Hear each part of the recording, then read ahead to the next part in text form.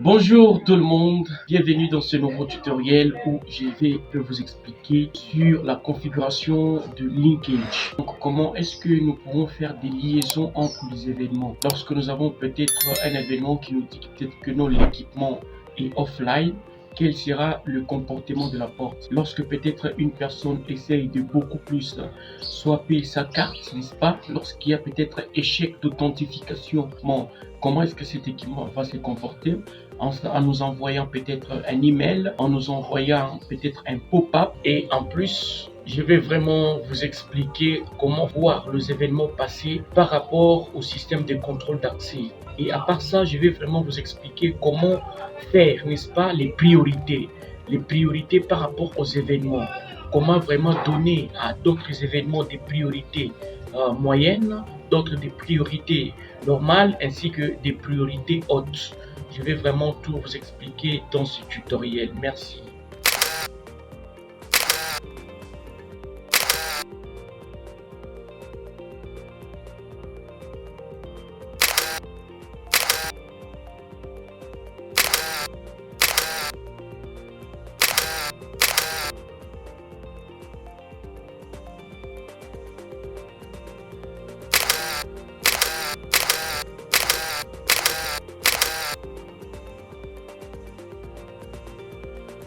Voilà, sans plus tarder, nous allons commencer la configuration du linkage. Comme nous venons à peine donc de vous expliquer, la configuration du linkage consiste tout simplement à faire une liaison entre un événement quelconque par rapport à un matériel. Par exemple, des matériels, n'est-ce pas, lorsque il y a un fait à l'entrée, un événement, et cet événement est traité par le système, et par après nous avons ce qu'on appelle la sortie. C'est cette sortie, n'est-ce pas, cette entrée et cette sortie que nous allons faire ici le problème de configuration du linkage. Lorsque par exemple j'essaie de faire un linkage entre l'access control et une caméra, je me dis quel sera le comportement de la porte lorsque peut-être une personne essaye de swapper sa carte plus de 3 fois. Quels seraient vraiment ces comportements du système? Vous lancez IVMS 4200, nous cliquons sur Device Management. Je remarque déjà qu'ici j'ai déjà intégré le matériel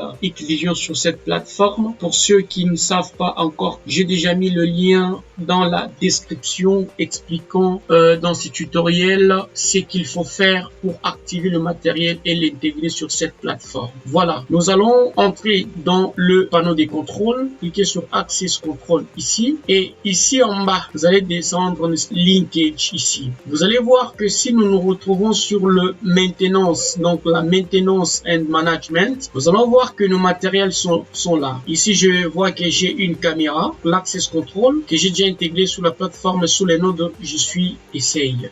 N'est-ce pas? Quand nous sommes sur Access Control ici, vous cliquez sur Linkage Configuration. Nous allons retrouver, donc vous aurez ici toute la liste de tous les lecteurs, tous les fingerprints. Vous aurez la liste. Ça, c'est mon lecteur, n'est-ce pas? Les lecteurs que j'ai déjà intégrés sur la plateforme, les lecteurs que j'utilise actuellement. Vous cliquez sur les lecteurs. Hop, vous cliquez ici. Je sélectionne mon lecteur, n'est-ce pas, qui est le fingerprint. Pour maintenant créer le linkage sur ces lecteurs ici, vous allez cliquer sur Add pour dire ajouter. Alors, vous allez voir que lorsque je clique sur Add, ce qui était masqué devient démasqué. Ici, j'aimerais tout d'abord vous expliquer sur ce qu'on appelle Event Source. Nous avons en fait 3 sources des événements qui peuvent vraiment surgir dans le système de contrôle d'accès. Ici, nous avons ce qu'on appelle premièrement le linkage type. Il s'agit tout simplement le type de liaison à faire. Nous avons des liaisons liées par rapport aux événements. Je vais vous montrer ça. Comment faire le linkage par rapport aux cartes, n'est-ce pas? Par rapport à un utilisateur qui utilise une carte. Ici, comment faire le linkage par rapport aux personnes. Ici, on peut se rendre compte que l'équipement peut être offline, par exemple. L'équipement peut avoir une intervention ou des changements de paramètres network, avoir un armement à distance en temps réel. Tout ça, ce sont des types des événements qui peuvent être appliqués sur l'équipement ici. Alors, je rentre d'abord sur le Event Type ici. Vous allez voir qu'il y a Device, Door Events and Card Reader Events. Ici, c'est vraiment l'équipement physique, le comportement de l'équipement ici sur le plan physique. L'équipement peut être déconnecté son alimentation, l'équipement peut avoir des changements de paramètres, comme je venais à peine de vous expliquer le paramètre ISO, tel que l'armement tout comme désarmement. Mais quand nous sommes par exemple sur Door Events, ça, je peux dire, c'est un comportement du matériel sur le plan beaucoup plus logiciel. Et nous allons remarquer que nous allons ici le Open Door with Fifth Card Stated. Nous avons ici peut-être le Open with Fifth Card Stopped. Nous avons tout ça, ce sont des événements tels que les door locked. Donc, ici, nous allons voir que le comportement du blocage, le blocage de la porte est vraiment beaucoup plus fonction aussi du logiciel. Donc, est beaucoup plus commandé sous le plan. Donc, l'intelligence de l'équipement, c'est comme ça que j'ai en train de vous dire que quand vous sélectionnez beaucoup plus le door ici, vous êtes en train de vouloir manipuler l'intelligence, donc les logiciels incorporés, embarqués dans les lecteurs, dans le fingerprint. D'ailleurs, c'est possible de pouvoir mettre des mises à jour sur votre lecteur. Voilà. Alors, je commence tout d'abord par sélectionner le device ici. Hop. Je me dis que si l'équipement peut-être est offline, c'est que l'équipement n'est pas connecté ici sur la plateforme. Cet équipement ici, alors nous aurons un comportement, j'ai dit if le device offline. Ici maintenant, c'est qu'on appelle le linkage target. Qu'est-ce que ceci veut dire? Que lorsque il y a un comportement X sur l'équipement, alors nous aurons tel comportement à la sortie. Je suppose que l'équipement était offline. Quel serait maintenant le comportement de la porte? La porte peut rester ouverte, la porte peut se bloquer, la porte peut utiliser le paramètre de Remain Locked ou bien le Remain Unlocked. Maintenant, ici, je peux me dire que la porte peut bloquer, par exemple, et puis vous cliquez sur Save. Et je vois que l'événement, le linkage que je viens à peine de créer est là. Je peux encore sélectionner ça.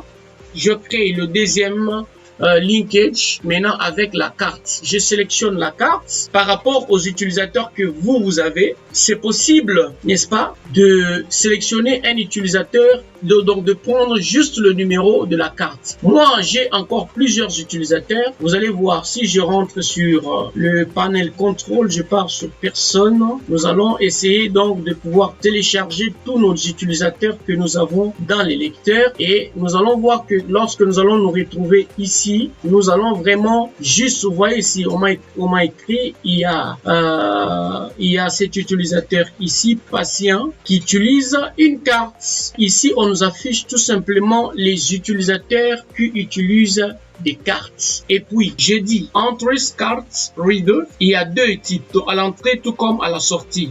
Je prends à l'entrée, je suis dans Access Control, et je sélectionne peut-être que la porte soit bloquée, par exemple. Ça dépend de vous selon votre besoin et après, vous cliquez sur Save.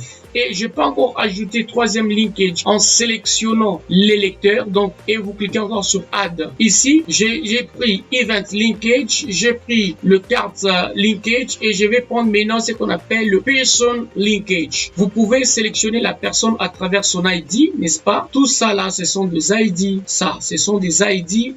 Ici, à gauche, il y a aussi de non, ça ce sont des noms des utilisateurs et leur ID. Je prends l'exemple où je prends peut-être Chris Muchita. Vous voyez que je sélectionne, il y a que son ID qui vient d'être sélectionné et je me dis que non, à la sortie, peut-être il y aura quel comportement. Je suis sur Access Point, je me dis que je peux utiliser la fonction Remain Unlocked, n'est-ce pas? Tout comme la porte peut rester open et puis vous voyez que je viens de créer ce qu'on appelle les linkages. Maintenant, ça c'est la première partie, n'est-ce pas? Nous pouvons aller sur monitoring pour voir le comportement de ce que nous venons à peine de faire. Voilà, je peux pointer et à moi, voilà, n'est-ce pas, que je compte vous expliquer tout de suite comment faire cette configuration. Voilà, changer les priorités, n'est-ce pas, par rapport au type des événements. Nous sommes sur le panel contrôle ici. Je peux aller tout d'abord sur Event Center. Je clique là-bas et je vais voir que ça, ce sont des événements qui se passent